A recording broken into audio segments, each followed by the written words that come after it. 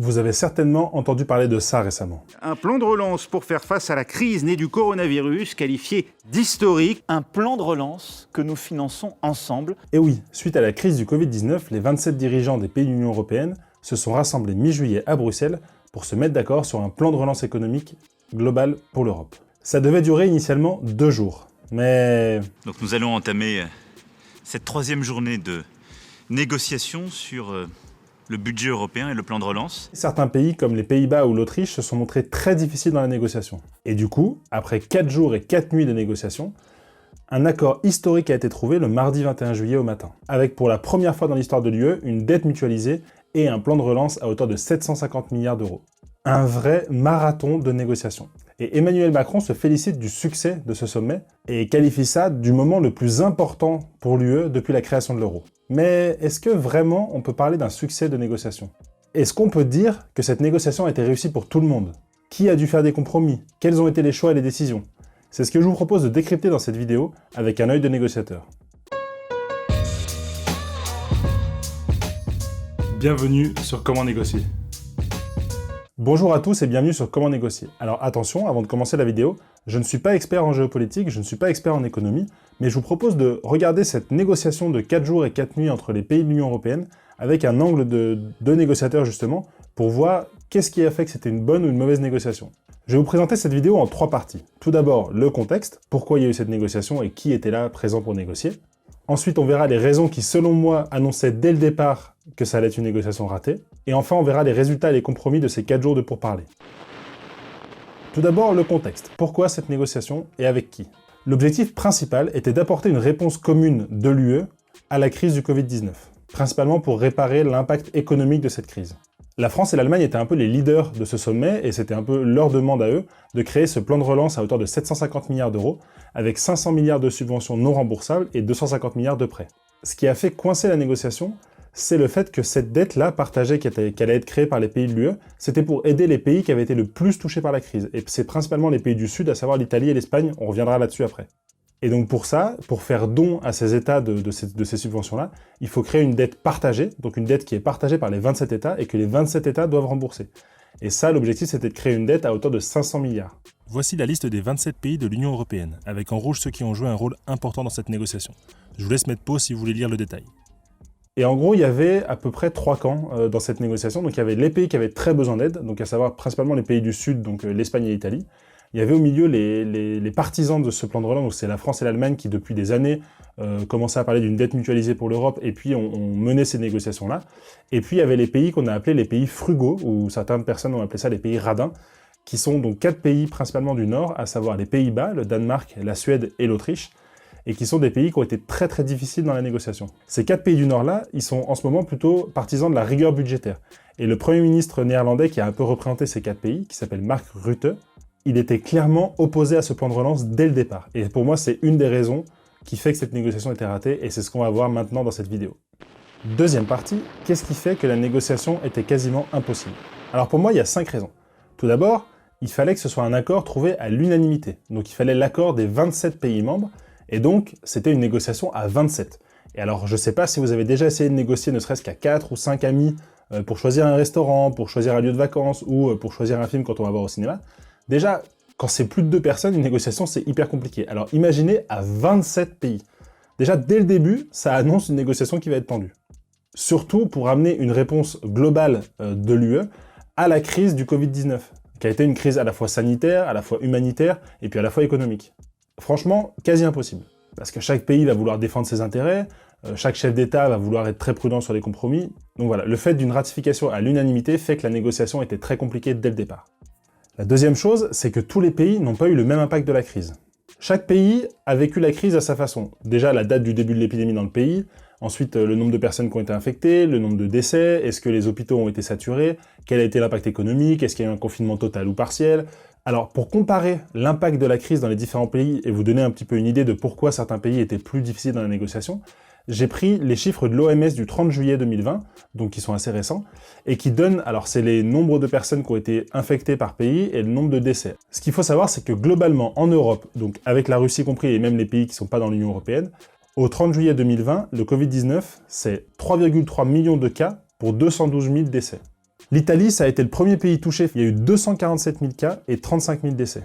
L'Espagne, 283 000 cas, 28 000 décès. La France, 173 000 cas, 30 000 décès. Et les pays frugaux dont on a parlé tout à l'heure, les Pays-Bas, 53 000 cas, 6 000 décès. L'Autriche, 21 000 cas, 716 décès. Le Danemark, 14 000 cas, 614 décès. Et la Suède, 80 000 cas, 5 730 décès. Donc ce qu'il faut voir, c'est que à eux 4 cumulés, ces pays-là, ils ont eu moins de personnes infectées et moins de décès que juste la France. Donc forcément, quand ces pays-là arrivent dans une négociation où ils vont devoir trouver une solution pour la crise et faire des dons aux États qui ont été très touchés, ils vont forcément être un peu plus frileux. Et chaque pays représente une voix dans la décision. Il n'y a pas de pondération suivant l'impact de la crise. Et par exemple, pendant les négociations, l'Espagne, qui a été un des pays les plus touchés avec l'Italie, elle refusait toute proposition d'accord global tant que l'aide globale était en dessous des 400 milliards. On verra à la fin, finalement, l'aide elle a été à de 390 milliards. Et de son côté, le Premier ministre néerlandais, donc Mark Rutte, dont je vous ai déjà parlé, il a été intraitable dans les négociations. Il a plusieurs fois menacé d'avoir le droit de veto, donc ça veut dire que s'il mettait son droit de veto, l'accord et les négociations, elles tombaient complètement à l'eau. Et en fait, ce qu'on voit, c'est que cette négociation et l'intérêt de cet accord global, ça tient juste sur la solidarité de l'Europe, sur cette image de l'Europe unie, sur cette image de solidarité entre les pays. Et c'est un peu la mission première de l'Europe, mais dans ces temps de crise comme ça, on voit que c'est un petit peu mis à mal. La troisième raison qui fait que ça a été une négociation difficile, c'est que tous les pays ne vont pas bénéficier de la même façon de l'aide. Une grande partie de l'aide ira aux deux pays les plus touchés par la crise, à savoir l'Espagne et l'Italie. Et comme chacun n'aura pas la même aide, il y a certains pays qui ont dit « attendez, moi, je vais en gros participer à la dette mutualisée, donc je vais donner de l'argent pour le montant global de 390 milliards, mais j'en toucherai quasiment rien. Et en fait, ça va être dépensé par des pays comme l'Espagne et l'Italie. Alors du coup, ils ont demandé d'avoir des droits de regard sur comment allait être dépensé l'argent. Et ils ont demandé aussi certaines conditions qu'on verra après. Et du coup, le fait que ce soit pas juste un gâteau qui a été divisé en 27 parts, mais qu'il y ait certains pays qui bénéficient un peu plus de l'aide, ça fait que d'autres avaient un certain pouvoir de négociation en disant « Ok, moi je vais donner de l'argent, j'ai envie de savoir ce qui va se passer. » Ou sinon, ils ont aussi demandé des contreparties, en menaçant encore une fois de mettre le droit de veto. Et certains pays, dont les pays du Nord, ils ont clairement demandé des contreparties, notamment des rabais dans le budget de l'Europe, dans la participation dans le budget de l'Europe. Et c'était des contreparties qui étaient nécessaires pour arriver à un accord. Alors que les pays qui avaient subi la crise violemment, comme l'Espagne, l'Italie ou même la France, qui va bénéficier aussi de cette aide, eux, ils n'avaient aucun pouvoir de négociation pour pouvoir demander des contreparties. La quatrième raison, c'est la diversité des pays. La diversité dans l'historique, la diversité dans la façon de gérer leur économie, la diversité dans leur prospérité actuelle ou leur situation actuelle. Ce qu'il faut savoir, c'est que les 4 pays qu'on dit frugaux, alors certes, ils ont été difficiles dans la négociation, mais c'est aussi des pays qui sont habitués à une bonne rigueur budgétaire. C'est des pays avec une économie solide, un taux de chômage faible, une bonne gestion de l'argent public, très stable, très fiable. Et c'est aussi des pays qui sont toujours très carrés sur les engagements européens. Donc dans la négociation, le rôle qu'ils ont eu, c'est quand même un rôle qui est assez important parce qu'ils ont une vraie place dans l'Europe. Et enfin, le dernier point selon moi, c'est l'ancienneté dans l'UE. Il faut savoir que l'Union européenne, elle s'est bâtie par étapes. Donc il y a eu d'abord 6 pays fondateurs qui l'ont créée en 1958. Donc c'était l'Allemagne, la Belgique, la France, l'Italie, le Luxembourg et les Pays-Bas. Donc ça, c'est les 6 pays fondateurs. Et après, au fil des années, il y a d'autres pays qui sont venus se greffer dans l'Union européenne. Et donc du coup, forcément, par exemple, l'Italie, qui est là depuis le tout début et qui a vécu la crise de plein fouet, on sent qu'elle a plus de légitimité à recevoir de l'aide qu'un pays qui est arrivé plus tard. Et à l'inverse, les Pays-Bas, qui eux aussi étaient là dès le début, ils étaient là dès le début de l'Union européenne, et donc ils étaient d'accord sur les principes fondateurs de l'Union européenne. Donc quand on fait une négociation globale pour trouver de l'aide pour les pays qui ont subi la crise, ils sont censés ne pas trop se retirer des négociations. Voilà, pour moi, tout ça fait que la négociation, elle était déjà très difficile avant même de commencer. Alors malgré tout ça, la négociation a eu lieu, un accord a été trouvé. Quels ont été les résultats de cet accord? C'est justement ce qu'on va voir dans la troisième partie de cette vidéo. Partie 3, résultat de la négo, compromis, et ce qu'il faut attendre pour la suite. Alors ce qui a été ratifié, c'est la création d'une dette mutualisée de 390 milliards à destination des pays les plus touchés, une dette qui sera remboursée par les 27 pays. Et pour info, la France et l'Allemagne demandaient plutôt 400 milliards, alors que les pays du Nord demandaient au départ 350 milliards. Donc on voit qu'il y a quand même un effort qui a été fait, et c'est plutôt les pays du Nord qui sont allés le plus proche de ce que voulaient la France et l'Allemagne.